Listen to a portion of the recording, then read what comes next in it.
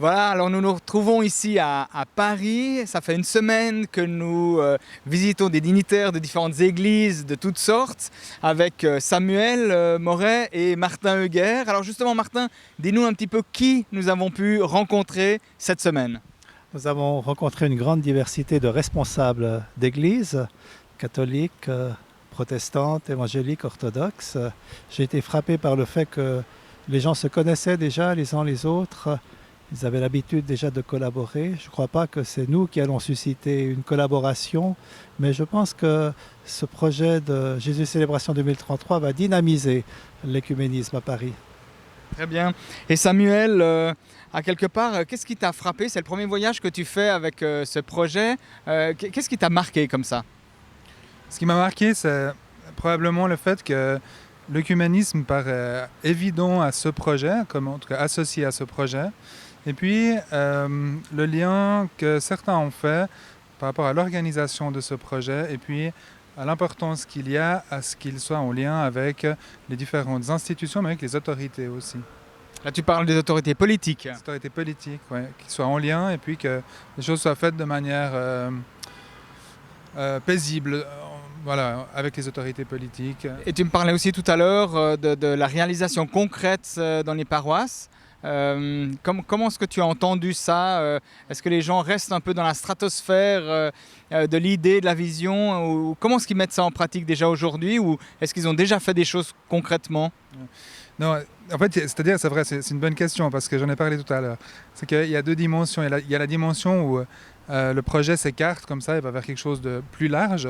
Donc on pourrait parler à ce niveau-là des autorités politiques, mais des différentes dénominations. Et puis, il y a un autre niveau, le projet s'écarte aussi, mais dans la pratique, vers les paroisses. Donc, et puis, avec le sentiment vraiment que les responsables des différentes paroisses disent « mais pratiquement, comment on va faire, nous, qui sommes responsables de paroisses, pour mettre en œuvre ce projet ?» Voilà. C'est ça. Et puis Martin, tu me disais tout à l'heure qu'on avait entendu des bonnes idées, qu'il y avait vraiment une réflexion intellectuelle qui est établie et qui était frappante. Tu arrives à nous donner quelques idées que tu as entendues comme ça? Oui, j'étais frappé par les réponses, les conseils, les réflexions que nous avons entendues. Beaucoup de sagesse, beaucoup d'intelligence. Pas pour rien que Paris s'appelle la ville lumière. C'est aussi la lumière de la résurrection qui renouvelle l'intelligence et donne des perspectives nouvelles. Il me semble que toutes les personnes que nous avons rencontrées sont conscientes du fait que la société se sécularise de plus en plus et qu'il faut être proactif. Il ne faut pas laisser les choses aller, que un témoignage sur le contenu, le fondement de notre foi, le Christ ressuscité, nécessite deux choses. D'abord, d'être en lien les uns avec les autres, d'approfondir notre communion. Je trouvais une excellente idée quand nous avons parlé de la décennie de la résurrection 2023-2033, que les 3 dernières années, les 2030-2033, les 3 ans du ministère du Christ, soient préparés par 7 ans de recherche d'amitié, de communion, de rencontres approfondies que les gens suscitent encore davantage de confiance entre eux, un peu analogiquement aux 3 ans du ministère du Christ, ministère public, qui ont été précédés par la vie cachée à Nazareth. Il me semble que là, on a une clé. Si on veut apporter un évangile de vie, de résurrection, de communion, de réconciliation, on doit d'abord le vivre entre nous. Et ça prend du temps. Et 7 ans sont là, devant nous, à partir de 2023, donc 4 de plus, n'est-ce pas? Nous avons le temps déjà de nous préparer à 2023. C'est une de nos idées, de nos propositions aux églises, qu'elles entrent dans cette démarche d'une décennie de la résurrection. C'est ça. Aussi Martin, on a rencontré Alexis Leproux, le président du Collège des Bernardins, qui nous a fait une proposition sympathique. Tu arrives à nous en parler un tout petit peu, toi qui as créé ces écoles de la parole où tu aimes creuser dans la Bible avec ces Lectio Divina. Dis-nous un petit peu plus. Oui, Alexis Leproux, qui est aussi vicaire général du diocèse, est bibliste, il enseigne la Bible. Donc c'est un homme passionné de Bible, il a fondé une école de la parole à Paris où il rassemble des milliers de jeunes, enfin en tout cas 2000 paraît-il. D'ailleurs j'aimerais bien vivre une fois cette expérience que nous avions lancée il y a 25 ans, cette année en Suisse romande, l'école de la parole en Suisse romande. C'est tout à fait une dimension semblable.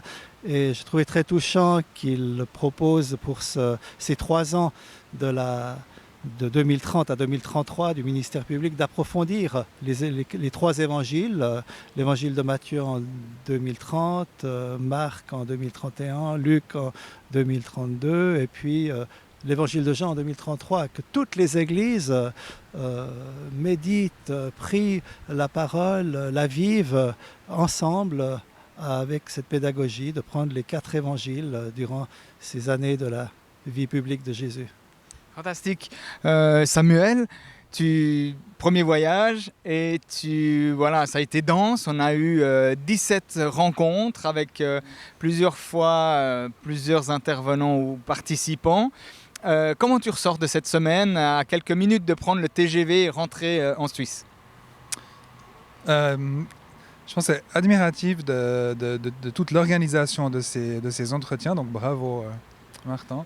Et puis de tout le travail que vous faites aussi quand vous allez visiter ces différentes personnes. Alors, on a vécu cette semaine ensemble. Quel était pour toi le moment le plus surprenant? Je pense qu'il y en a eu plusieurs en fait. Ce qui m'a quand même impressionné, c'est les personnes qu'on a rencontrées. C'était pas anodin.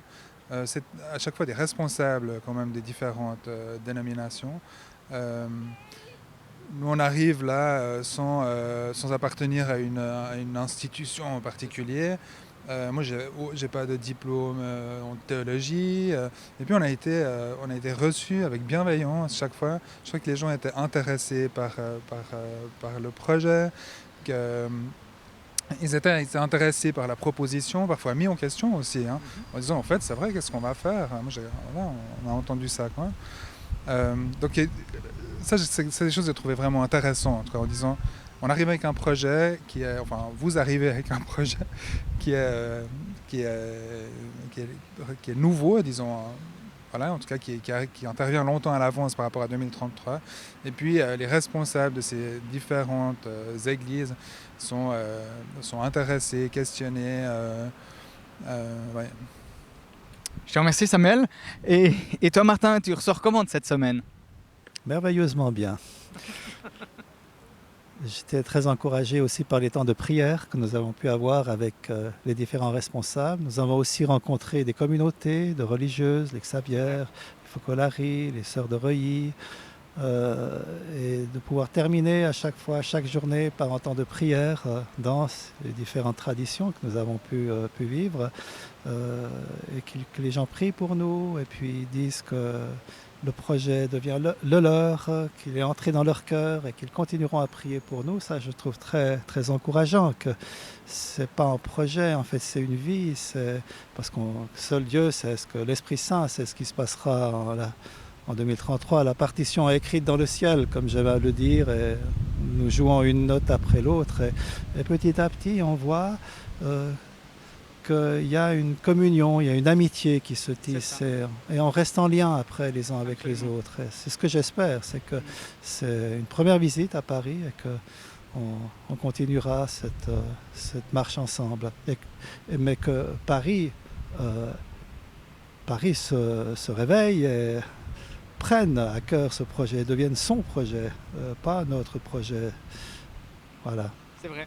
En quittant les Xavières, je disais à une sœur, c'est génial, on est arrivé et puis on était des inconnus, en tout cas pour ma part, eux ils te connaissaient parce que tu as fait un travail sur la Bible, Parole de vie avec certaines d'entre eux, mais moi je ne les connaissais pas et on est arrivé inconnus et on s'est quittés comme frères et sœurs et c'est vraiment beau. Même si peut-être théologiquement il y a certains aspects où on n'est pas tout à fait sur la même longueur d'onde, mais sur l'essentiel on l'est, on aime Jésus. On aime Jésus, l'homme qui s'est sacrifié, qui est mort, qui est ressuscité, et c'est vraiment chouette. Mais il ne faut pas avoir peur des différences et des aspects sur lesquels on n'est pas encore d'accord. Ça montre qu'on a à approfondir et puis à se tourner de plus en plus vers le Christ qui est la vérité et il nous y fait participer. C'est ça. Voilà. Alors, merci d'être avec nous dans ces voyages. Vous pouvez nous suivre sur le blog de notre site www.jc2033.world, W-O-R-L-D, ou bien sur Facebook, ou bien on a une chaîne de télé sur YouTube avec plus de 120 vidéos, dont celle-ci. Alors, suivez-nous et voyagez avec nous. Très bonne fin de journée pour vous et j'espère à très bientôt.